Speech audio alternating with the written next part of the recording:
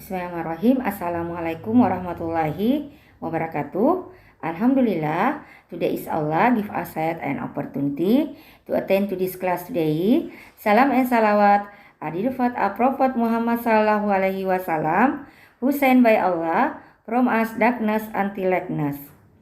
Before learning, let's pray together. Oke, setelah kita berdoa, maka marilah kita sama-sama mendengarkan penjelasan materi tentang body language atau bahasa tubuh.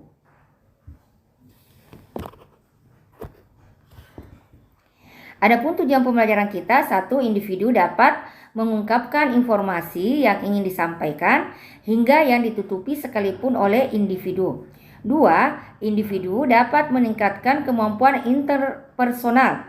Tiga, individu dapat meminimalisasi konflik yang terjadi.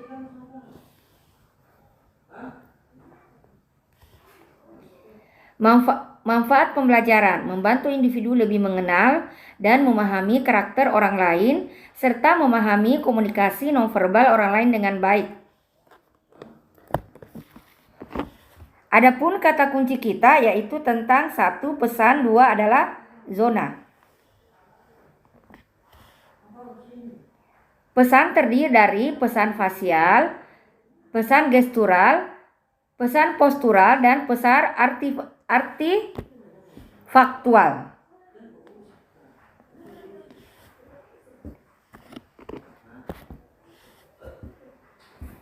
Oke, kita perhatikan gambar ini sedikit ya.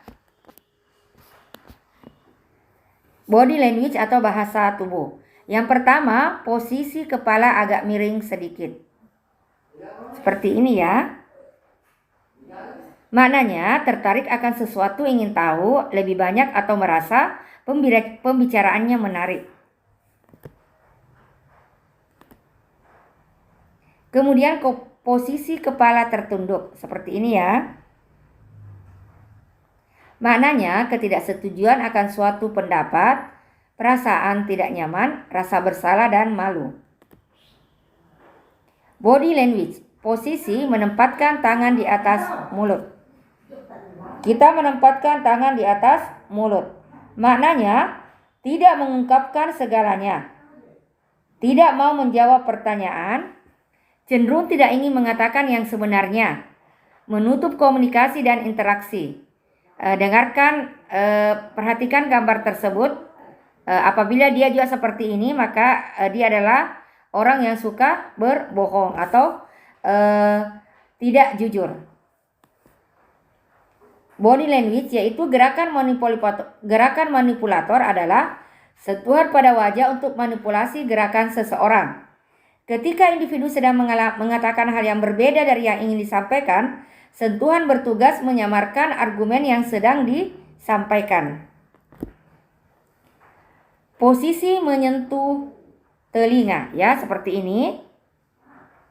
Maknanya memblokir kata-kata yang sedang ia dengarkan atau tidak sabar ingin berbicara setelah mendengarkan terlalu banyak. Kemudian seperti ini, menyentuh leher.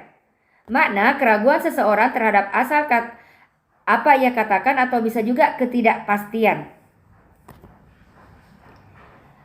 Posisi dan makna meletakkan tangan sebagai penopang kepala ya, perhatikan di sini.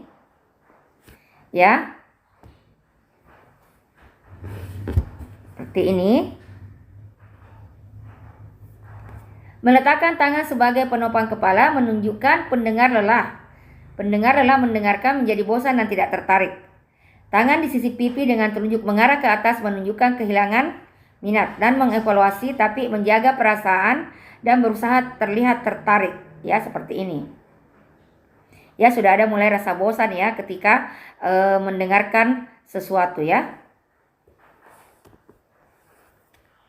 Perhatikan ya. Ya, yang tadi yang kita jelaskan.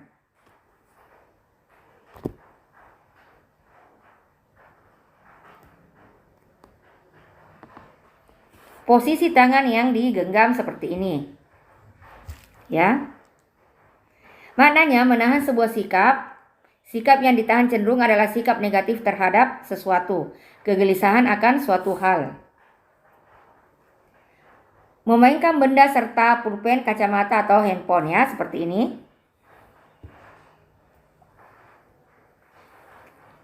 Mengalihkan perhatian untuk menunda keputusan. Posisi menyilangkan tangan ya, seperti ini. Menyilangkan tangan. Penolakan dan perbedaan pendapat, tidak percaya terhadap apa yang dikatakan oleh pembicara, menahan diri dari perasaan emosional penolakan tersebut ya. Sikap defensif dan berusaha membentuk penghalang dalam koneksi dan komunikasi. Sikap yang tertutup dan cenderung tidak nyaman terhadap situasi dan kondisi yang sedang terjadi di sekitar kita. Bila dilakukan ketika sedang pengambilan keputusan, maka bisa jadi ini merupakan isyarat ketidaksetujuan terhadap pendapat dan keputusan yang sedang dibuat. Tetap pada posisi dan pendapatnya, tidak mau berubah ya. Inilah orang yang terkadang tidak mau berubah ya. Seperti ini. Posisi menggenggam lengan secara menyilang ya. Maknanya ya, menggenggam lengan secara menyilang maknanya tidak percaya diri, gelisah dan menutup diri. Sengaja mengajak diri agar tetap nyaman berada dalam suatu lingkungan yang kurang menyenangkan. Posisi mencengkram tangan maknanya pengenalan diri, cenderung gelisah dan sedang menjaga sikap. Posisi mencengkram pergelangan tangan seperti ya, kalau kita tanda istirahat, maknanya kepercayaan diri, keyakinan dan posisi otoritas. Ya, ini tadi yang kita jelaskan ya.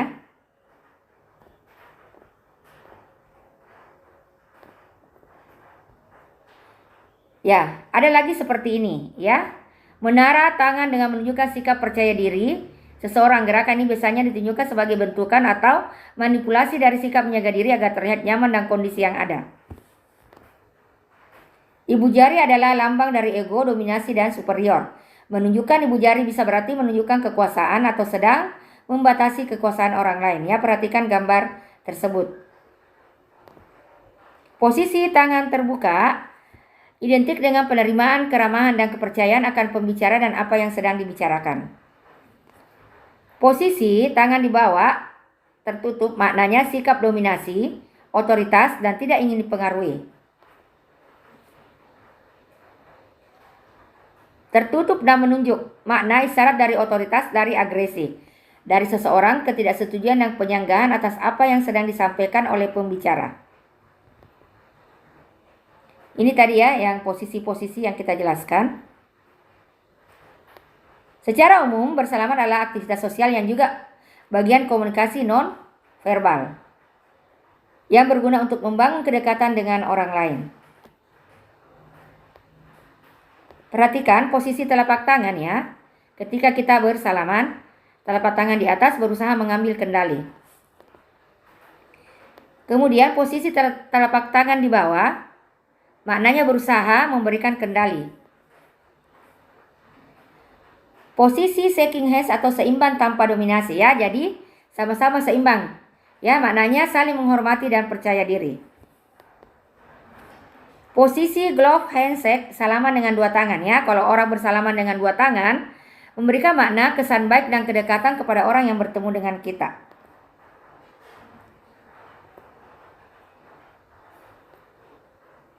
Terdapat perbedaan besar antara belajar sesuatu dengan kesadaran bahwa ada sesuatu yang perlu dipelajari dari Dr. Richard Bandler, founder dari of NLP.